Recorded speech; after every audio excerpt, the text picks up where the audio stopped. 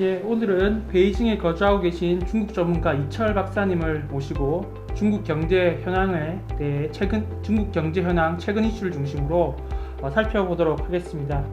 그리고 이제 이철 박사님은 이런 표현을 사실 싫어하시긴 하지만 미중 전략 경쟁, 혹시 패권 경쟁이라고 불리는 미중 대결 양상이 좀 격화되고 있어서 지금 중국 경제가 이렇게 번곡점을 맞았다는 시각이 많은 게 사실입니다. 그래서 앞으로 중국 경제가 어떻게 흘러갈지, 또 지금 중국은 어떤 전략을 가지고 지금 상황을 돌파하려고 하고 있는지, 이에 따른 난관과 또 기회는 무엇인지, 중국에 관해서라는 모든 것을 알고 계실 것 같습니다. 우리 이 박사님을 뵙고 말씀을 들어보려고 합니다. 예, 사실 기회가 있을 때 꼭 모시려고 했는데 박사님께서 이제 다음 달에 중국을 떠나서 한국으로 거처를 옮기신다고 해서 제가 급히 박사님을 모셨습니다. 박사님 나오셔서 반갑습니다. 네. 한국으로 돌아가신다고 말씀을 들었는데 또 배경도 좀 설명해 주시면 좋을 것 같습니다. 제일 큰 건 이제 저희 집안일이, 부모님도 연로하시고 집사람도 여기 다니던 직장이 이제 그 계약이 완료되고 해서 그게 크고요. 중국과 어떤 협력이라든가 여기서 더 발전을 누리기가 좀 어렵지 않은가 이런 생각이 들어서 완전히 한국으로 돌아가기로 결정을 했습니다. 지금 중국에 대해서 전기차 관세를 100%로 인상하는 등 최근에 중국에 대한 대중국 미국 압박이 상당히 거세지고 있는 것이 사실인 것 같습니다. 그래서 지금 중국은 이게 WTO 협정 위반으로 강력하게 반발하고 있고, 지금 이러한 미국의 움직임을 좀 어떻게 보시는지.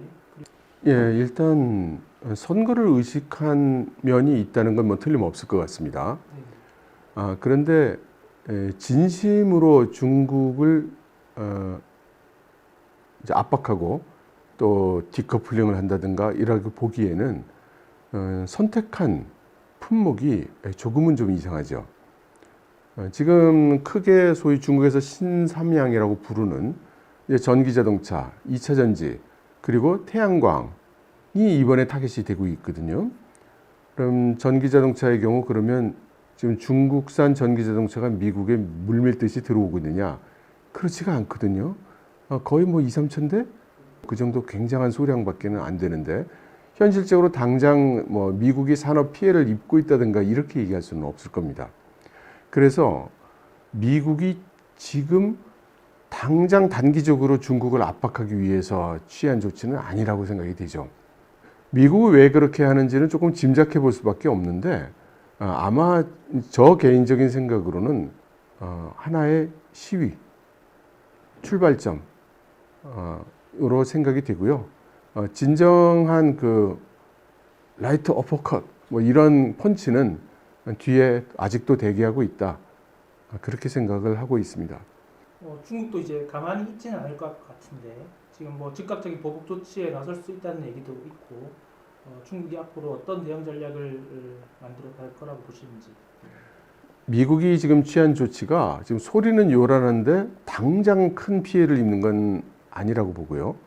그래서 중국이 그에 대한 대처, 가만히 있을 수 없겠죠. 뭔가 조치를 취해야 되는데 아마 역시 소리는 크나 실질적 영향이 크지 않은 쪽에서 어떤 수단을 고르지 않을까 그런 생각이 듭니다. 중국이 지금 미국한테 기분 나쁘다고는 얘기하겠지만 그렇다고 정말로 문제가 될 만한 일을 할 형편은 아니라고 보거든요. 이쪽에 말폭탄이 계속 오고 가는 그 정도 상황에 그칠 것이다 이렇게 보고 계신 건가요?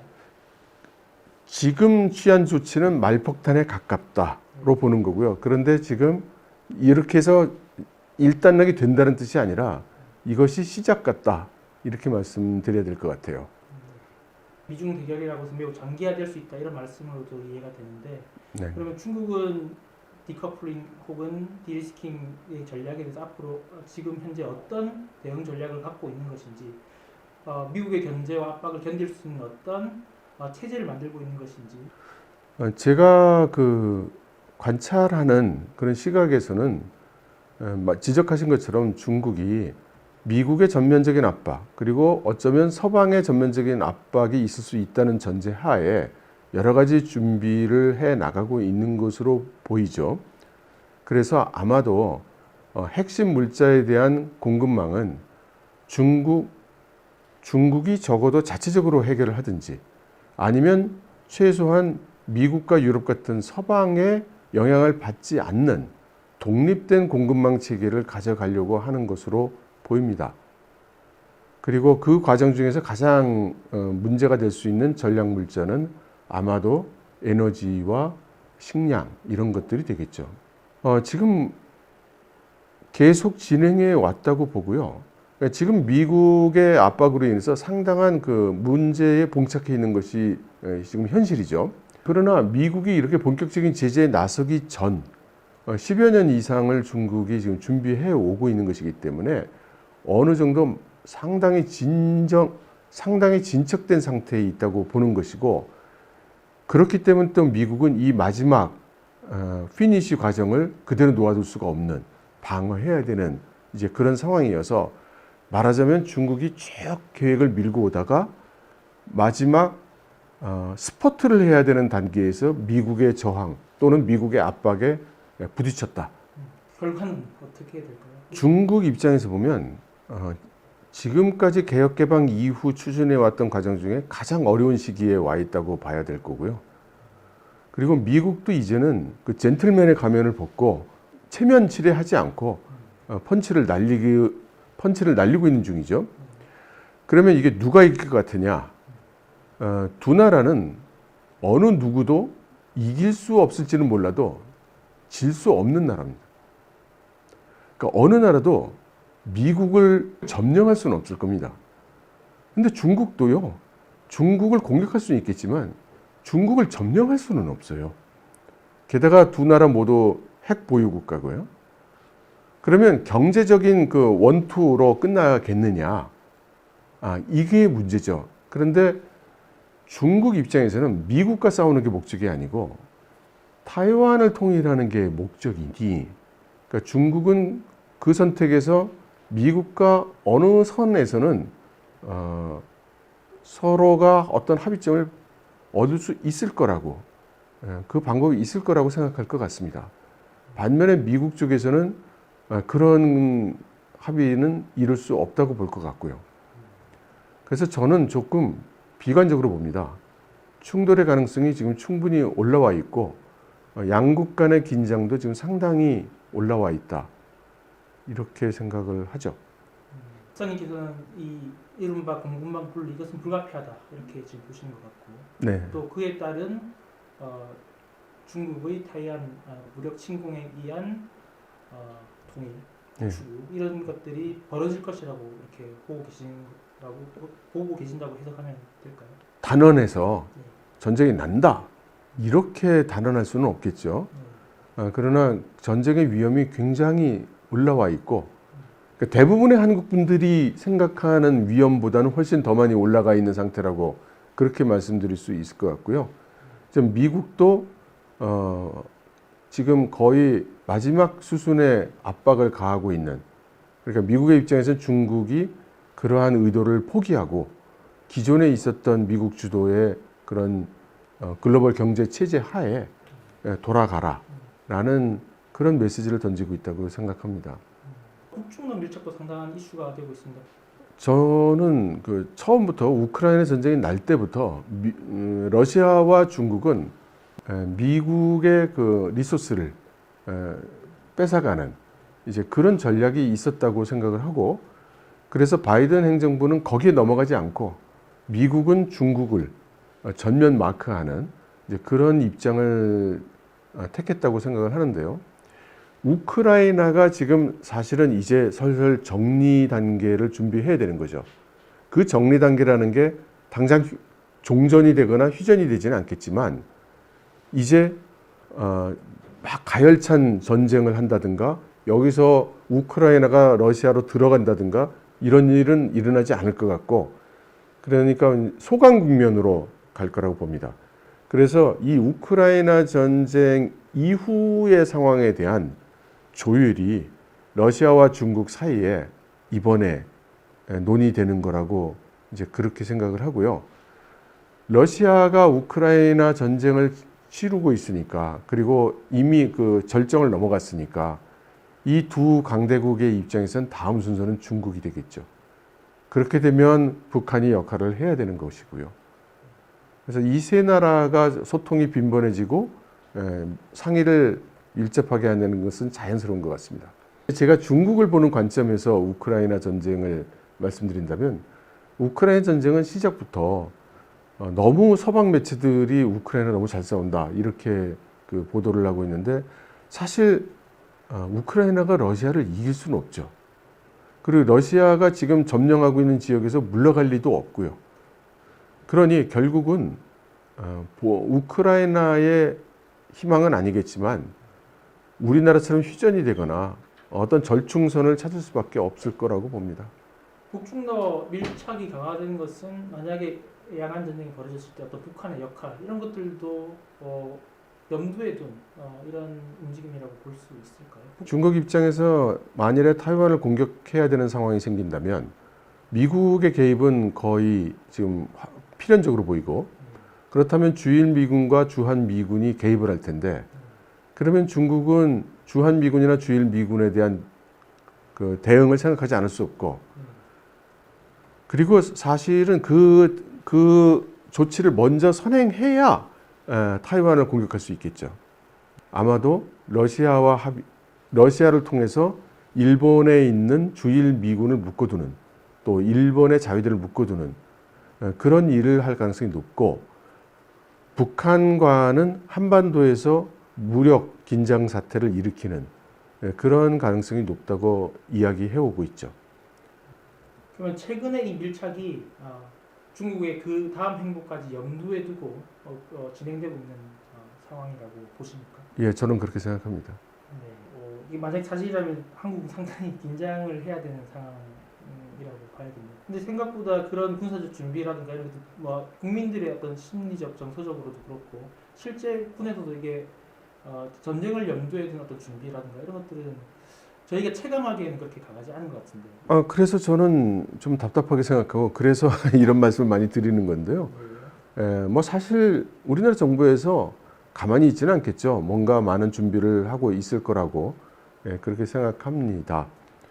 그러나 어쨌든 지금 표면적으로는 얼마 전에 그 한미일 3국 합동훈련이 사실 그 서해안 지역에서 있었는데 그때도 우리나라는 이건 북한의 위협에 대응하는 거다라고 얘기를 했죠. 그러나 중국 시각에서 볼 때는 그렇게 믿을 가능성은 거의 없어 보입니다. 또 그때 당시에 그 중국 쪽에서 H-6 전략 폭격기를 여러 대를 발진시켜서 우리 한반도 유역 서해안 쪽으로 진입하고 일본 쪽으로도 접근을 했었는데 이것이 이제 중국의 어떤 그 대답 내지는 반응이라고 봐야 되겠죠. 미국 대선도 지금 곧 다가오고 있고 트럼프 당선 가능성이 지금 현재로는 조금은 높아 보이는 게 사실입니다. 예. 그래서 트럼프가 당선되면 야간 불개입 가능성이 있다 이런 논의들이 있고 네. 그렇다면 트럼프가 당선되면 곧 이것은 양안 전쟁 발발 가능성이 매우 커진 상황 이렇게 봐도 될까요? 그렇게 생각합니다. 중국 공산당 입장에서는 전쟁을 일으킬 수 있는 가능성을 여지를 훨씬 더 주는 거라고 보겠죠. 그러나 만일 그렇게 생각한다면 저는 조금 오판일 가능성이 크다고 생각합니다.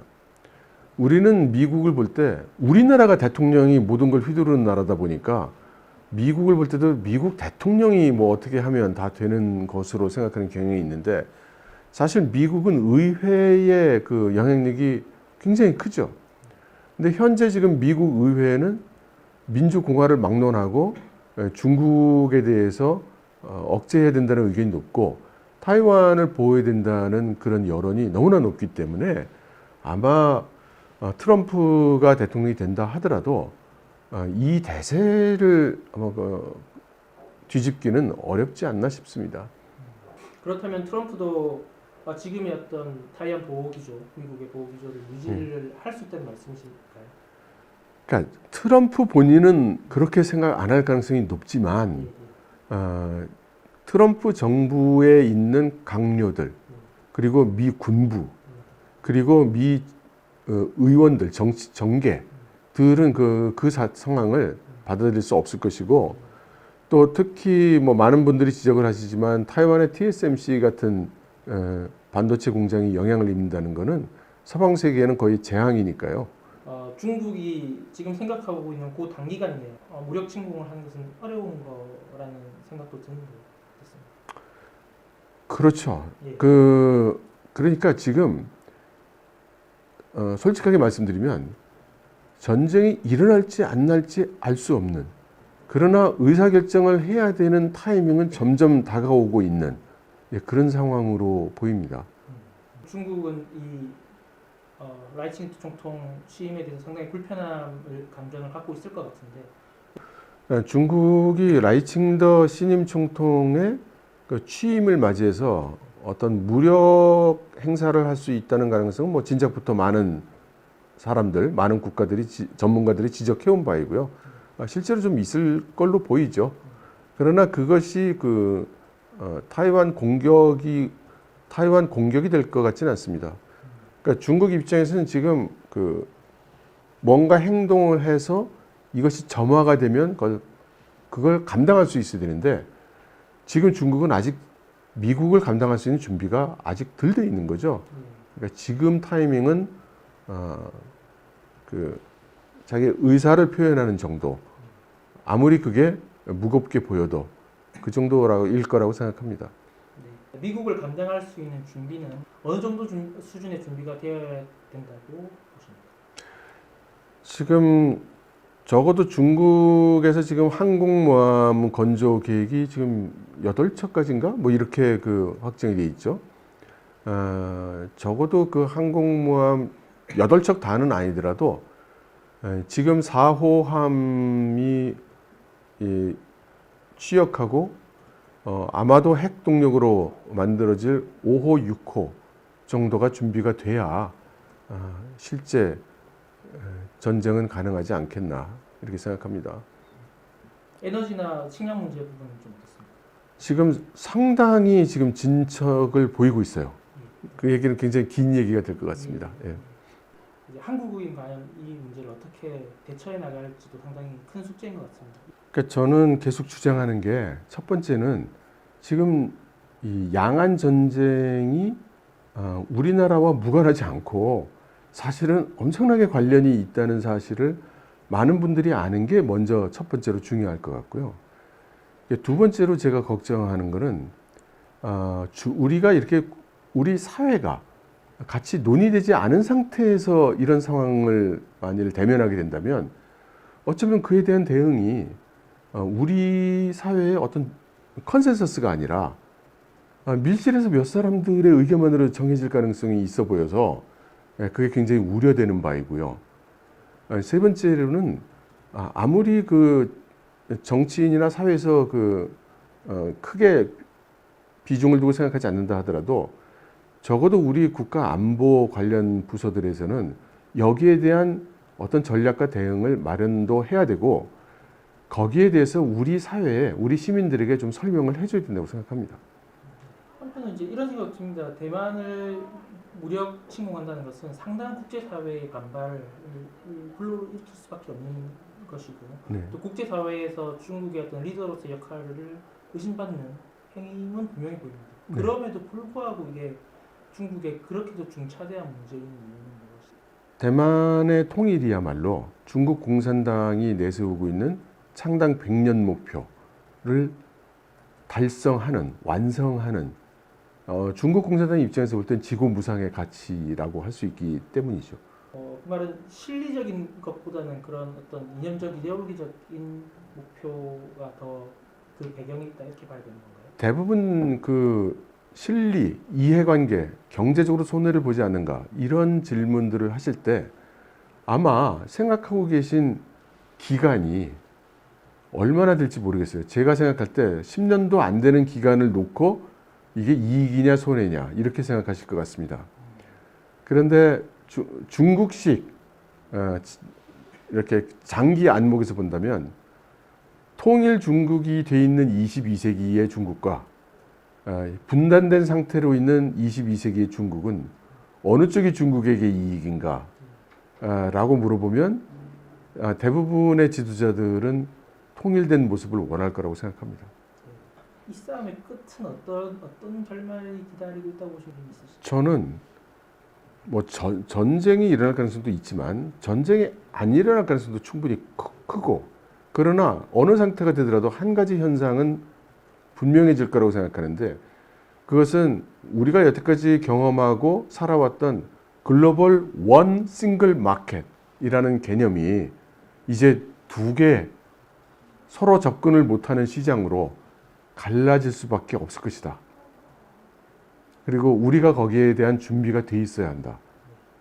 그렇게 생각을 합니다. 우리의 준비는 어때야 되는지에 대해서 조금 구체적으로 좀 설명해 주시면 좋겠습니다. 이거는 우리가 컨센서스를 이뤄야 되는 것이라고 생각하는데, 시장은 우리가 전 세계 시장을 두세 개로 나뉘는 현상이 일어난다면 어딘가에 있는 국가들은 그 세 개의 시장, 뭐 두 개의 시장이든 세 개의 시장이든 그 모두에 접근할 수 있을 겁니다. 그리고 그 국가들의 경쟁력이 당연히 한두 군데밖에는 접근을 못하는 국가에 있는 기업보다 경쟁력이 우수할 거고요. 시간이 10년, 20년, 50년, 100년이 지나간다면 그런 체계 하에서 어느 한 시장만을 접근할 수 있는 국가는 경쟁에서 뒤처질 가능성이 높죠. 그래서 우리는 잘 방법을 생각해서 이 모든 시장에 계속 접근할 수 있어야 된다고 그렇게 생각합니다. 네, 오늘은 그러면 여기까지 이렇게 하겠습니다. 지금까지 이철 박사님 모시고 중국 경제 현황과 미중 갈등, 양안 갈등 문제까지 폭넓게 살펴보았습니다. 또 기회가 될 때 박사님 또 모시고 좀 말씀 들어보도록 하겠습니다. 감사합니다. 네, 감사합니다.